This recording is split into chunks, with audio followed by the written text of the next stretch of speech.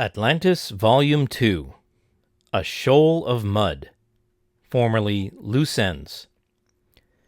This is a retouched and retitled version of the same Volume 2 you may have seen before.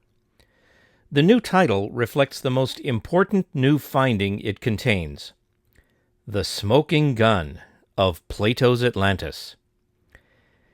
In the side panel is a composite depiction of the Kuiper Belt, home to most short-period comets that we can track, and of the Oort cloud, thought to be the source of most long-period comets. For astronomers, comets are only as bright as the sunlight that shines on them, and Oort cloud comets can remain too distant to track for hundreds, thousands, or even millions of years, as they course the full length of their long, lazy orbits in the frigid depths so far from the Sun. By the time we do see a long-period comet, it is already careening sunward, and hopefully not earthward, on the rapidly accelerating speed-up leg of its orbit.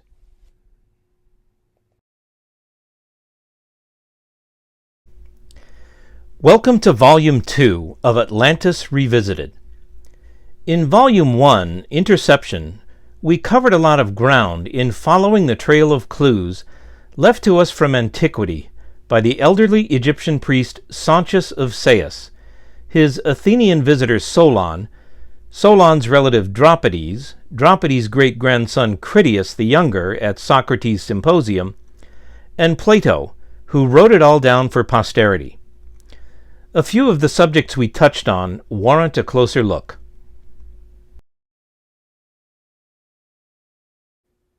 At the end of this review, you will have gained a new perspective on the following points. Whatever happened to the great shoal of mud recounted by the Egyptian priest Sonchis of Saïs that blocked off the navigable waterway leading to Atlantis in the aftermath of its destruction, quote, "For which reason the sea in those parts is impassable and impenetrable, because there is a shoal of mud in the way, and this was caused by the subsidence of the island." Whether the Berkel impact circa 6,000 years after Atlantis, likely corresponding in the Egyptian records to the great destruction of Deucalion, and in Judeo-Christian tradition to the biblical flood, might have overlain the remains of Atlantis. Long-period comets. The dynamics of oceanic bolide impacts. A timeline of the great destruction events described by Sonchis of Saïs.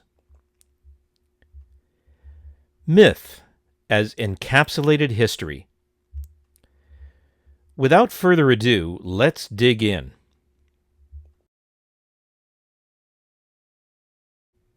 Loose end number 1. A shoal of mud in the way.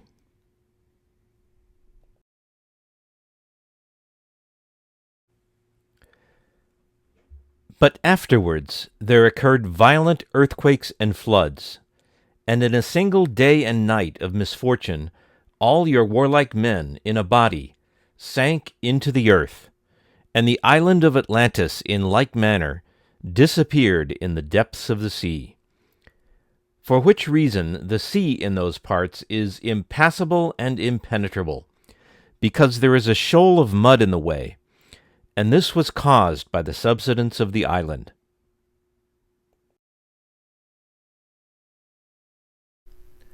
In this account by the Egyptian priest Sonchis of Saïs to the Greek statesman Solon of Athens, delivered at a meeting in Egypt at the head of the Nile Delta, a couple of 100 years before Socrates, lies hidden yet another direct link between ancient legends and modern science.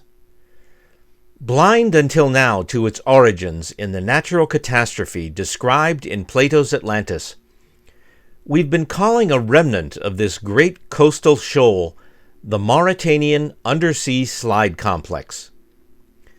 The written record, the geological record, and the dates in both all line up magically.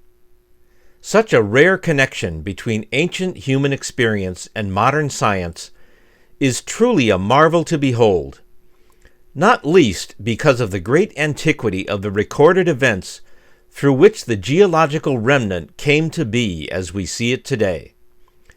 Events recorded and passed down to us notwithstanding, surviving against all odds, many an occasion for permanent erasure.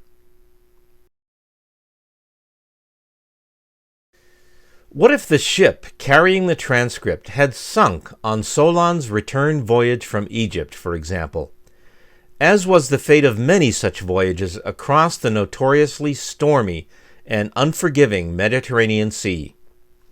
Or what if it had been lost to fire in the 200 years it was kept in Critias' family? Or what if Critias had not caught wind of Socrates' symposium, or had chosen a different topic to present?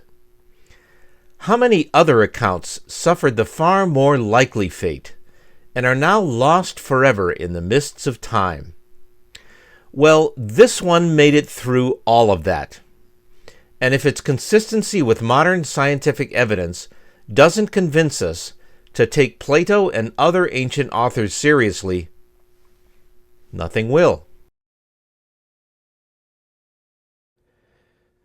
This shoal of mud in the way, as reported by Sonchis of Saïs, entered the historical narrative because it would have been heaped high enough to be visible to ships arriving at the now blocked-off oceanic access to the city of Atlantis that Critias described at Socrates' symposium.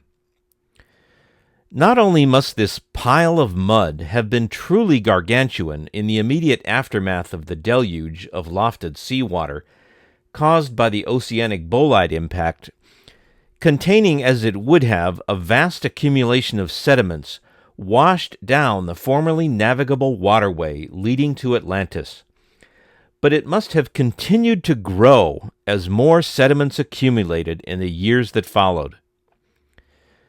How do we know this? We can see it on the internet in peer-reviewed scientific articles like this one. Just offshore of the point at which the remnant of the waterway, visible in satellite imagery, meets the Atlantic coastline, lies a geologic formation called the Mauritania Slide Complex, a submarine landslide dating to, quote, 10.5 to 10.9 Cal Ka BP, end quote, which is geologic notation for 10.5 to 10.9 thousand calibrated years before the present.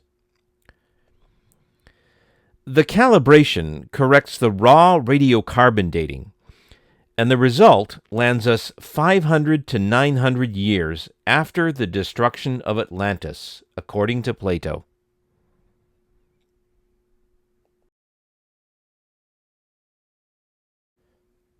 In the upper right of this chart, I've squeezed in a couple of arrows designating in shorthand the inflows from the natural resources transport channel which, as Critias described it, received the streams which came down from the mountains, and winding round the plain and meeting at the city, was there led off into the sea. Thus, a system of collector channels situated inland from the city, quote, fashioned by nature and by the labors of many generations of kings through long ages, end quote, to collect plants, animals, and raw materials from the natural surroundings, unwittingly became a vast collection network for the waters of that single night of excessive rain, reported by Critias, that washed away the earth and laid bare the rock in the immediate aftermath of the oceanic bolide strike. This torrential runoff and the detritus it carried would have been channeled straight into the navigable waterway, filling it up in a matter of hours and blocking it off with mud for the next 11,400 years. The arrow shows the course the ancient navigable waterway to Atlantis would have taken out into the Atlantic, according to present-day satellite imagery. By inference, the cold blue basin on the coast, in this particular false color background image, marks the very spot where Sonchis of Saïs and Critias the Younger would have reported a shoal of mud in the way, making access to the city impassable and impenetrable. This cold spot is very likely the imprint at the place where the underlying coastal sediments bore the great weight of this mighty shoal for the next several centuries, for the simple reason that Plato's record narrows down the location of their great shoal of mud to that precise location. It's the place where the once navigable waterway would have intersected the coastline, and where the great shoal would have been visible to seafarers arriving at the entrance in the centuries following the catastrophe. As can be seen by comparison to the preceding chart and to the one that follows, this location sits right at the top of the Mauritania slide complex. Thus we have a connection between the written record of Atlantis, reporting a destruction event circa 11,400 years ago, and the Mauritania slide complex, which modern evidence indicates was created 10,500 to 10,900 years ago. This allows for a 500 to 900 year interregnum, during which additional sediments would have accumulated, bringing the giant shoal of mud in the way to a precarious tipping point, leading to the formation of the massive slide complex we see there today.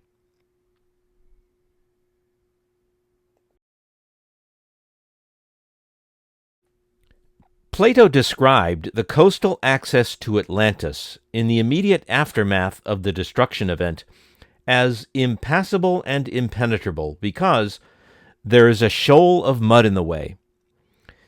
As noted above, this would have been the perspective of ships arriving at the coastal access point after the destruction event, which today sweeps out a clean arc at the top of the Mauritania slide complex. This in turn tells us that Plato's shoal of mud would have been the accumulation of sediments washed down the once navigable waterway to the shoreline by Plato's single night of excessive rain. Numerous natural channels would have formed during this period, carrying sediments from east-northeast inland, west-southwest down to the coastline, where the runoff was building up this visible and evidently noteworthy shoal of mud. After 5 to 9 centuries, we can envision this accumulation becoming a titanic mound of sediments that reached a precarious tipping point and thundered into the Atlantic Ocean to form the undersea Mauritania slide complex we see there today.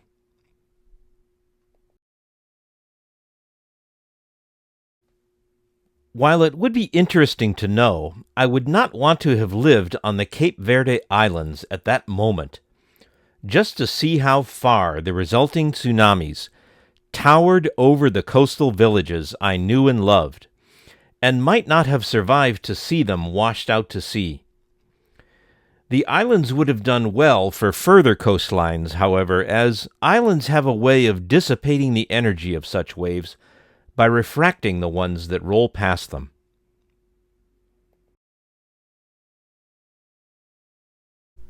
There's not much to wipe out in a late Pleistocene or early Holocene agrarian civilization, and bolide-induced tsunamis or deluges, for example, are very efficient at wiping things out and washing things away. To repeat the language in the Wikipedia article on the Rishat structure presented in Volume 1, artifacts are found, typically redeposited, deflated, or both, In late Pleistocene to early Holocene, gravelly mud, muddy gravel, clayey sand, and silty sand. If we dig deep enough, we may find evidence of the society described by Plato, but we needn't wonder about why such evidence isn't readily apparent in the great shoal of mud, as he called it, that Atlantis became.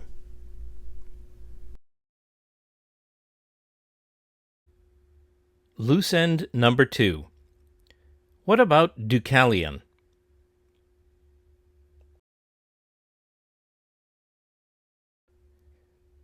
The deluge event that Sonchis of Saïs called the Great Destruction of Deucalion, circa 2900 BCE, correlates well with the biblical flood. If this deluge is associated with the Berkel abyssal crater, which, according to the 2007 scientific paper cited in Volume 1, would have devastated emerging agrarian communities across a quarter or more of the globe, the ensuing fallout of vaporized seawater, possibly global in scope, could have caused persistent deluges and flooding across the known world, lending a basis in reality to the regional flood myths.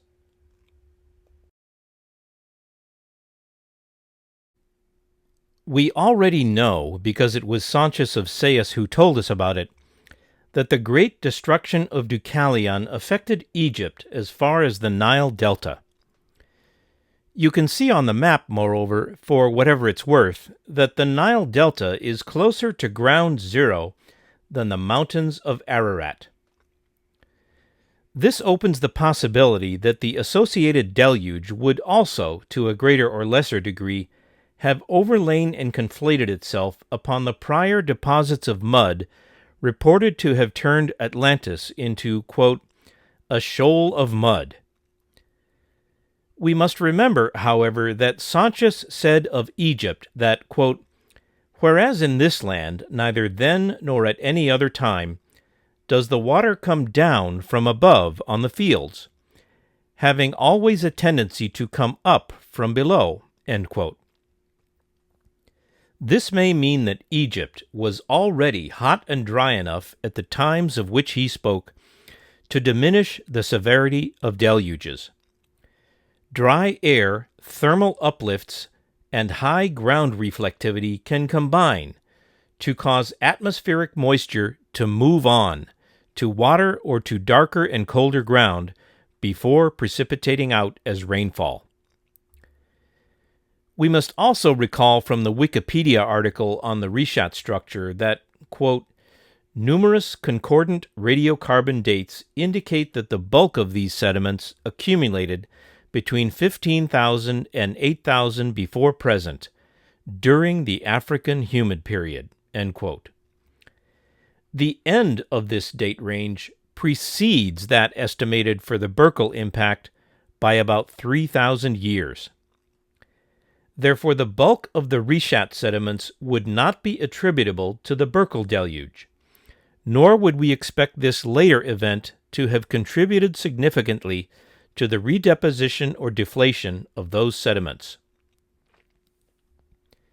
Since the distance from the Berkel crater to the Reshat structure is not much greater than that to the Nile Delta, and because the African humid period had come to a full and final close at just around the time of the Berkel impact, we should be inclined to apply Sonchis' observations and the underlying logic described above to the Reshat structure at the time. As appears to have been the case for Egypt, the Reshat structure and its surrounding area may have already been too hot and dry by the time of the Berkel impact to have invited much in the way of precipitation, even in the midst of a worldwide deluge. The excess atmospheric moisture would have had the entire world to rain on, most of which would have already been darker and cooler than the Sahara Desert.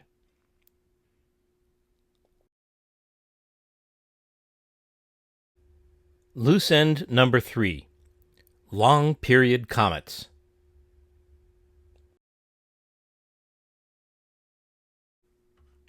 The Oort cloud, if it exists at all, is likely to be a remnant of the debris field out of which the Sun and planets coalesced some 4.5 billion years ago. If so, then we should expect most planetary systems to be surrounded by something similar. Such clouds around other stars should be visible in the cosmic microwave background. Inasmuch as the many destructions of mankind described by Sonchis of Saïs are due to bolide impacts, this idea figures into the Drake equation and considerations of the Fermi paradox. Things that happen to us are likely to have happened to alien civilizations, who did not wake up in time to start deflecting incoming objects. No missions have been sent to explore the Oort cloud, but the Voyager 1 and 2 spacecraft, New Horizons, and Pioneer 10 and 11 will eventually get there. The Oort cloud is so distant, however, that all 5 spacecraft will have run out of power centuries before they reach its inner edge. Not even the James Webb Space Telescope is able to image objects in the Oort cloud, as they are far too faint for it to detect them at the far legs of their orbits, where they spend the vast majority of their time.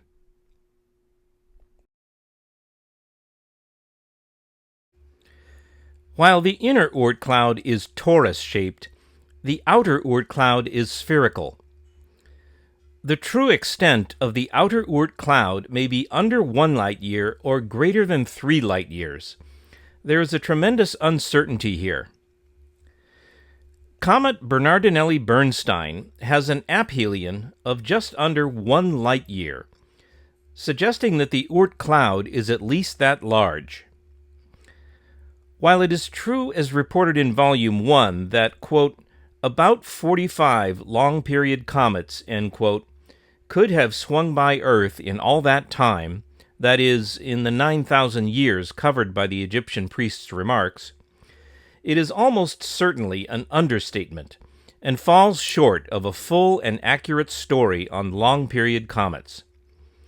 That story does not yet exist because of the great distance to the inner surface of the Oort cloud, but that does not stop us from calculating a few what-if scenarios.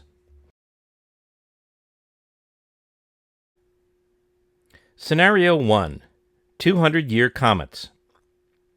By definition, these are the most frequently seen among long-period comets. Let's assume that just 1/2 of 1% of the estimated 1 trillion objects in the Oort cloud orbit once every 200 years. Comets that orbit more frequently are classified as short-period comets and typify the much closer Kuiper belt. 1 trillion times 1% by 1/2 comes out to 5 billion 200-year comets in the Oort cloud.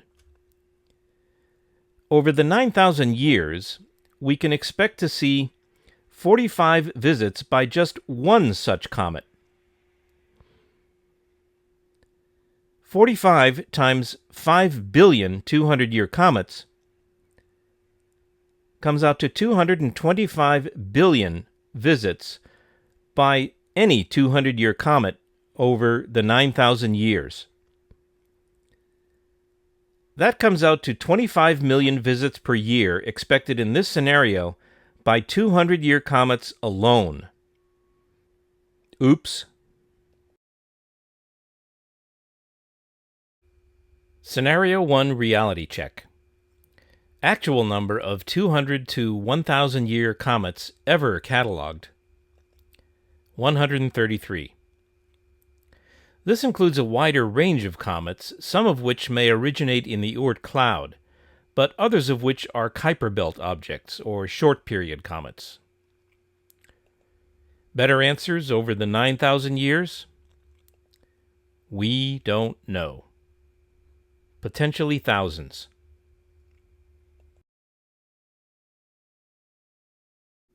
Scenario 2. The Stellar Passerby Theory. 70,000 years ago, the lower Paleolithic age of the oldest microliths ever unearthed, which would later tip lightweight bolts and arrows in the upper Paleolithic, a neighborhood star and its companion, discovered in 2013 by astronomer Ralf Dieter Scholz, passed through the outer reaches of the Oort cloud. Subject to an object and encounter-specific delay of unknown duration, so this theory goes, such events can perturb the orbits of Oort cloud objects and send them careening sunward. This provides an alternative theory to explain why long-period comets don't rain down on us millions of times a year as calculated in Scenario 1. Most pre-existing such highly eccentric objects would have already impacted one or another solar system celestial body during the era of heavy bombardment some 4 billion years ago that built up the oceans and atmosphere on Earth. Most of the trillion or so that remain, so the theory concludes, must be nudged out of their more circular or lazy elliptical orbits before we can expect to see them swing through the inner solar system, casting an envious eye on our beautiful and serene water world.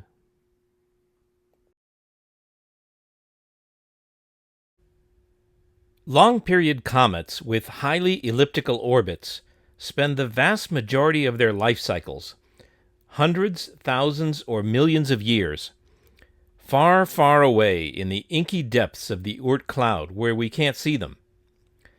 Like stunt planes preparing to buzz the audience at an air show, we can imagine them hanging nearly motionless in the sky as they arc up and over in a hammerhead stall before careening ever faster in a swooping run for the tarmac, hoping against the grand illusion thus created that they don't hit the grandstand. Most of us don't start cheering until we're sure they've safely passed. Ever notice that? I'll tell you a secret, though. No cocky stunt pilot ever drove the human race to near extinction. The same cannot be said of such Earth-crossing objects, be they comets, asteroids, or dirty snowballs. According to Sonchis of Saïs, the extraordinary inundation associated with the one that seems to have destroyed Atlantis was, quote, the third before the great destruction of Deucalion.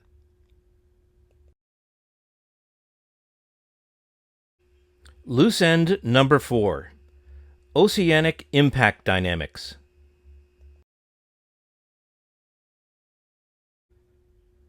The bolide impact simulations run at Los Alamos National Laboratory have focused to date on oceanic impacts, since 70% of the Earth's surface is covered by oceans, and presumably because the dynamics and after effects of land impacts are much more location dependent.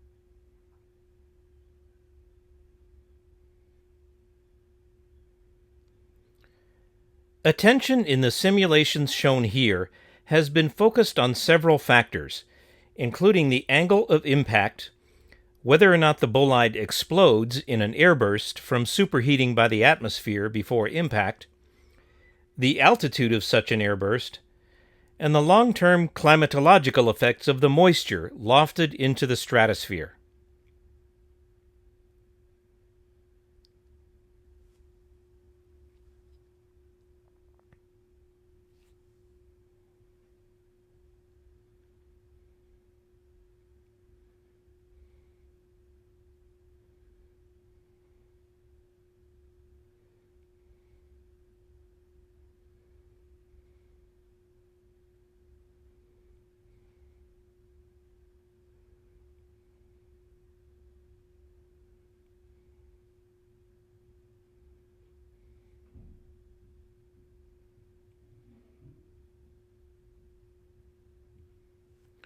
These simulations do not, however, address the prospect of near-term fallout of moisture lofted into the lower atmosphere. Sonchis of Saïs mentions catastrophic deluges so consistently when recounting the many great destructions of mankind as to suggest that they are a principal component of the human experience of oceanic bolide impacts.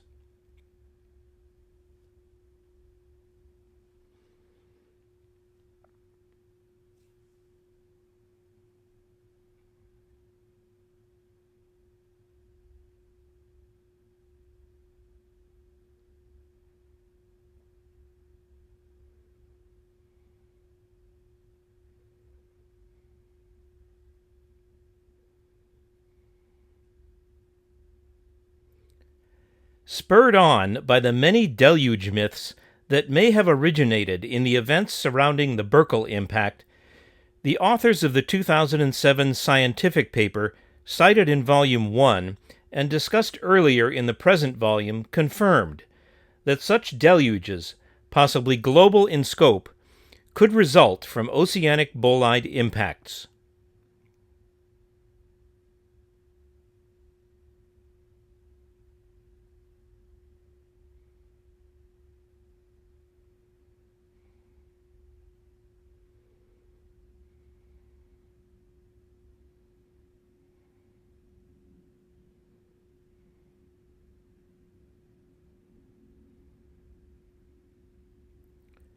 The capacity of such bolide-induced deluges to wash all traces of past civilizations away, into the oceans or into the oblivion of conflation and mixing with other stratigraphic layers, is an important consideration when evaluating paleoarchaeological evidence.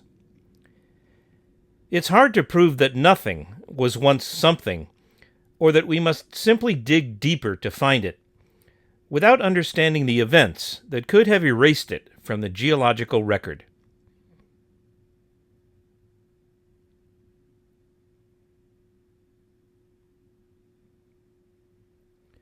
Collaboration with the National Oceanic and Atmospheric Administration is in order to better understand the prospect of deluges in the near-term aftermath of these events.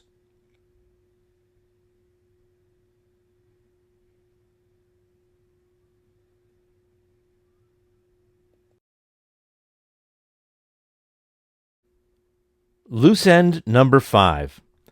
A timeline of the Great Destruction events, described by Sonchis of Saïs.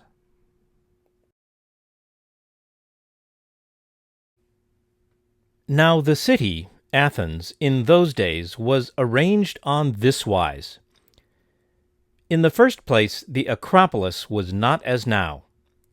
For the fact is that a single night of excessive rain washed away the earth and laid bare the rock. At the same time there were earthquakes, and then occurred the extraordinary inundation, which was the third before the great destruction of Deucalion. Critias the Younger recounts at Socrates' symposium what the Egyptian priest Sonchis of Saïs told Solon, an Athenian elder statesman and a relative of Critias' great-grandfather Dropides. It is not possible to be certain that Sonchis was referring to the same event that destroyed Atlantis, in describing one of several deluges to have washed the Greek islands clean of another layer of topsoil. Assuming he was, this passage places the destruction of Atlantis third in line before the great destruction of Deucalion, which, as described earlier, is likely to have corresponded to the Berkel impact in the Indian Ocean about 5,000 years ago, and to several recorded flood myths, including the story of Noah's Ark in Judeo-Christian tradition.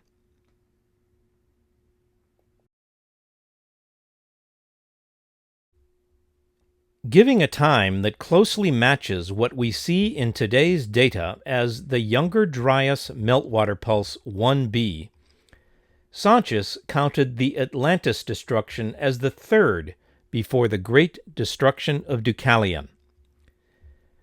To accommodate this remark without straining credibility as to how far back the Egyptian records could have gone, we will associate in this timeline the Older Dryas, a cold period between two warmer periods that began circa 14,250 years before the present, with the first of Sonchis' three great destruction events preceding Deucalion. The Clovis impact, postulated as having brought on the Younger Dryas cold period, commencing about 12,850 years ago, would then fall second in line before Deucalion. The Clovis impact is so named because it coincided with the disappearance of the Clovis culture in North America.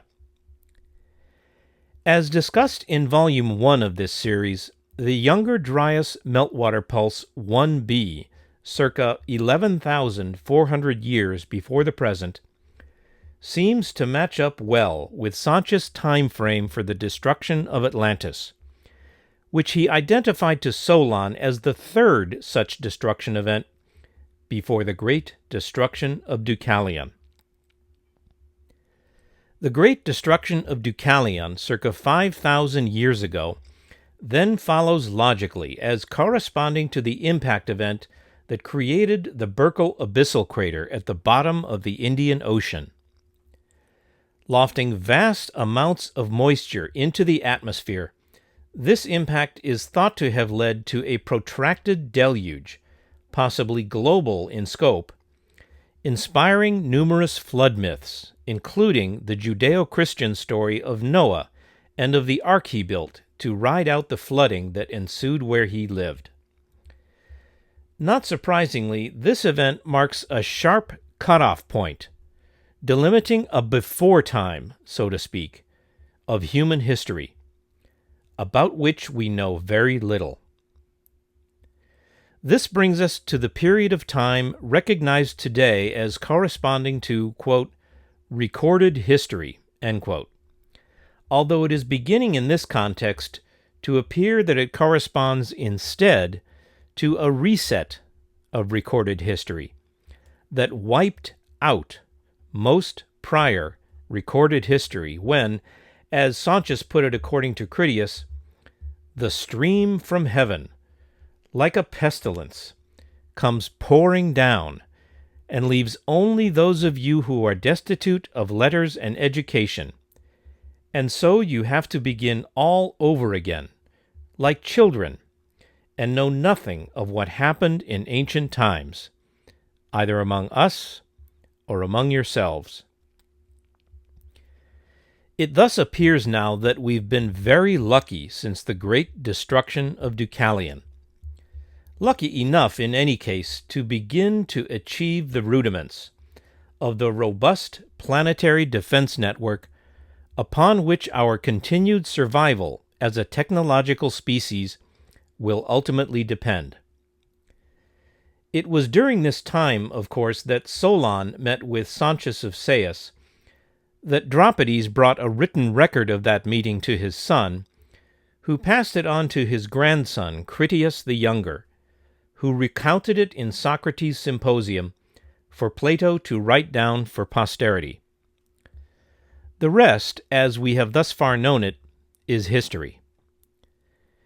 Here in the present day, we are just 7 years short of a hair-raising near miss in 2029, when the 370-meter-wide rocky asteroid 99942 Apophis speeds past Earth at a closest approach of just 37,000 kilometers, which will bring it, think of it now, inside the orbits of our own geosynchronous satellites. For all we know today, this could be just the latest among thousands of near misses since the great destruction of Deucalion. Then again, 7 years after that, in 2036, Apophis makes 2 additional passes by Earth, but this time at a far more comfortable closest approach, currently estimated at 8.4 million kilometers. further away than even the planet Venus is expected to be in that year. The jury is still out on 1950 DA, a near-Earth rocky asteroid of the Apollo group, which currently has a 1 in 34,000 chance of impacting the Earth in the year 2880, after the usual interval, as Sonchis put it to Solon.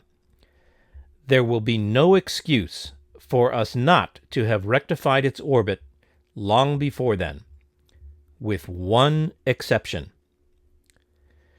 We could end up failing to deflect asteroid 1950 DA before the year 2880 if any one of an uncounted multitude of long-period comets, mostly from the semi-mythical Oort cloud, appears out of nowhere before we are ready to intercept it, and enters this timeline unpredictably, careening earthward on the last and fastest leg of its orbit, leaving us with as little as a few months' notice to mount defensive measures.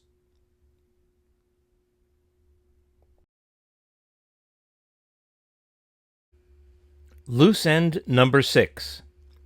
Myth as encapsulated history.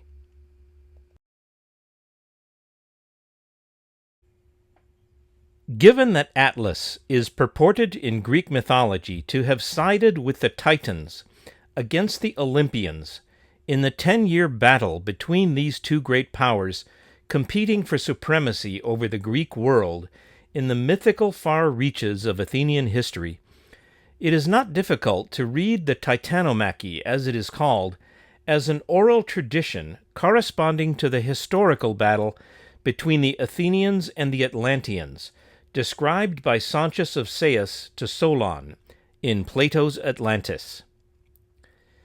The outcome of this battle corresponds to that described by Plato, and it is easy to understand how natural cataclysms can reduce history to myth in the young world these characters inhabited.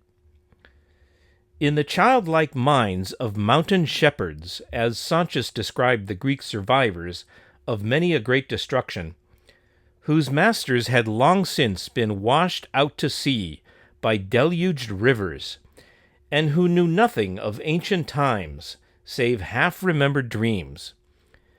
Athenians became Olympians, Atlanteans became Titans, and the war between them, all but lost across the cataclysm that befell both, became a battle for supremacy amongst the gods. This matchup between Greek origin myths and the Egyptian record of Atlantis casts the myth as an echo of the reality, lending credence to both.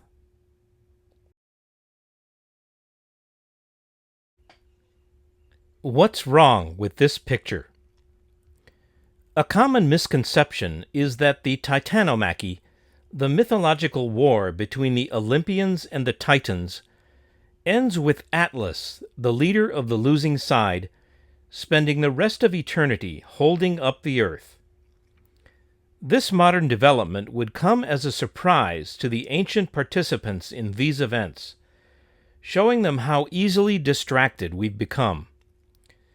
So let's glance back at the Egyptian records as recounted by Sonchis of Saïs to Solon, and subsequently reported by Critias at Socrates' symposium.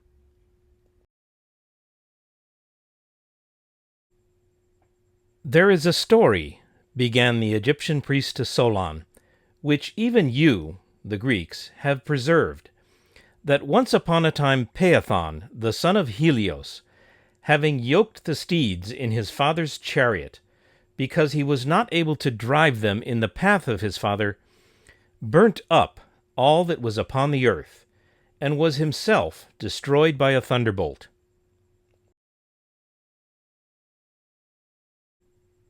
True to his calling as an Egyptian priest, who were also astronomers, Sonchis follows the mythological form of the cosmic event that destroyed Atlantis with an astronomical interpretation.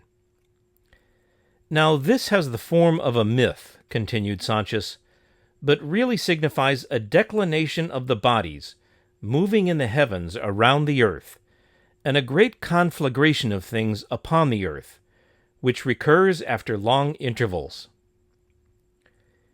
When paired with the mythological form of the account that precedes it, this passage is foremost in connecting the Atlantis story to a rare but periodic event understood in modern astronomy and astrophysics as a bolide impact.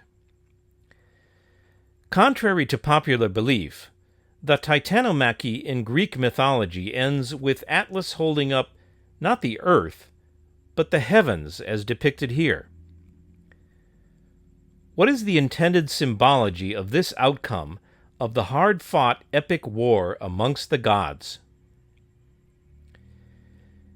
Interpreting the Titanomachy as an allegory on the war between the Athenians and the Atlanteans, whose details it seems to match in so many ways, we see the image of Atlas, the leader of the Titans, upon whom the sky literally fell after their defeat at the hands of the Olympians, twice if one includes the catastrophic deluge that ensued, atoning for the destruction of Atlantis by ensuring that no such destruction ever happens again.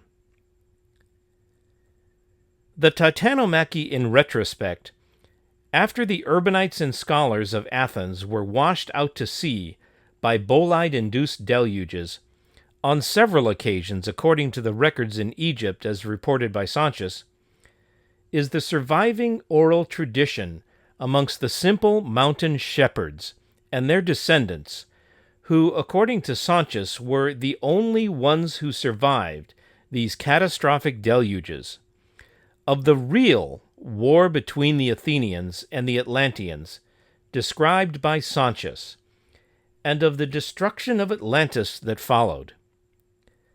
The final image of Atlas, holding up the heavens against a repeat of this destruction, is a reassuring conclusion to this myth for the comfort of posterity.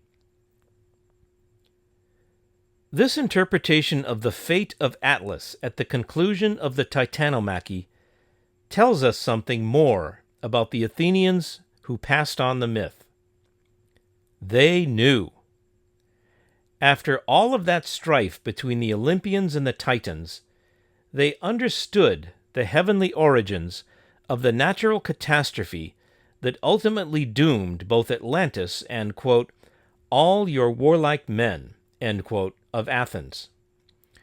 It was based, as Sonchis of Saïs put it, on a story which even you, the Greeks, have preserved. As I said in Volume 1, myths can be metaphorical, but that does not make them fictional.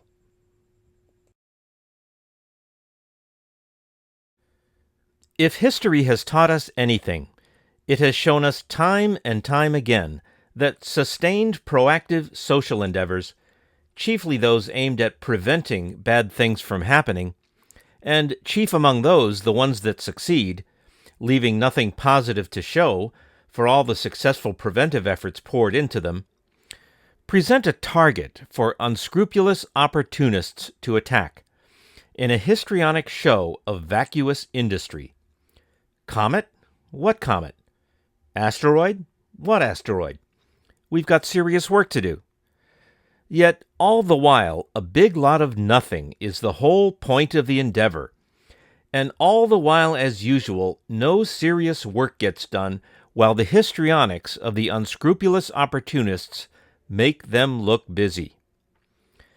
We must therefore be prepared to drain the swamp, as politicians like to say, of Machiavellian opportunists, if our grand Olympic deflection tournament is to get off the ground and onto a path toward sustainability.